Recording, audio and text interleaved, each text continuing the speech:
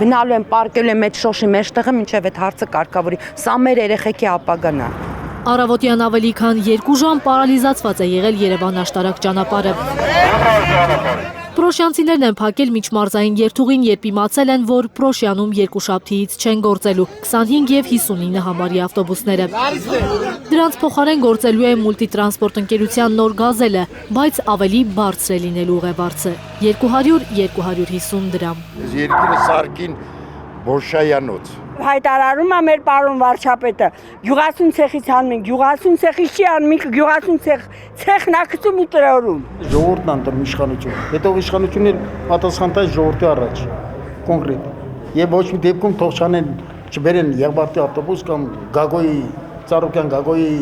քմաճուկի շահ ժողովրդը ենթարկվեն իշխանության։ Խոստացված նոր գազելները հասնելու են Երևանի Հալաբյան փողոց ֆիզիկայի խաչմերուկ ու աշխատելու են ոչ թե ավտոբուսների պես մինչև երեկոյան 11-ը, այլ առավելագույնը մինչև 7-ը։ Գումարի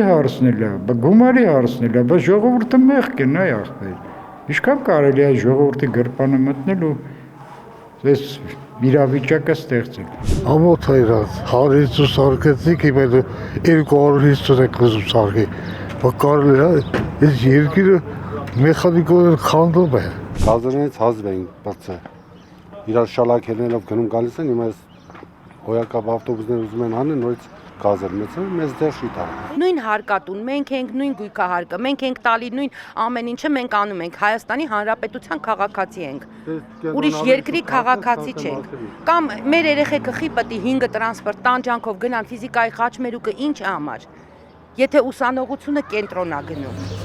Այսօր ոստիկանության ներկայացուցիչը բողոքի ակցիայի դուրս եկած պրոշյանցիներին խոստացավ 25 համարի ավտոբուսը կգործի մինչև մարդիկ ստանան իրենց հուզող բոլոր հարցերի պատասխանները։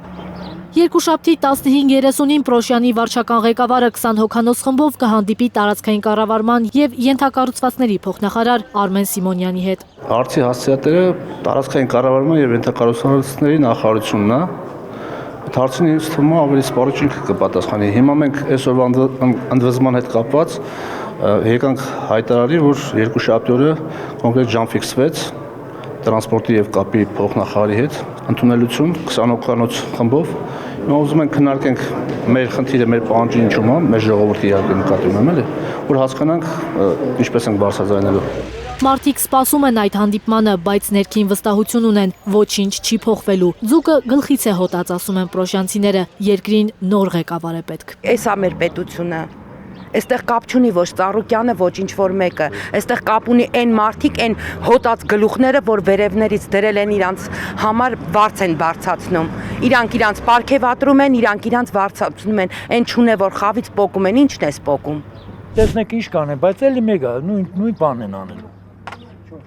Էլի կտանեն, բերեն, մինչև ժողովուրդն ադայ լեղնի իրա գլուխ քաշիրան, ելոքն է, ինչ դա։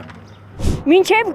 մեր վարչապետը, մեր քաղաքապետը չփոխվի, ոչ մի հարց չի լուծվելու, ամբողջ ազգային ժողովը պիտի փոխվի։ Ավելի կոշտ մեթոդների են խոստանում դիմել պրոշյանցիները, եթե իշխանությունը փորձի հիմարեցնել իրենց։ Պրոշյան գյուղից Պրոշյան փողոց կգնան կառավարական ամառանոցի դիմաց նստացույց անելու։ Զարուհի Սահակյան, Աշոտ Մնոյան, Հայլուր։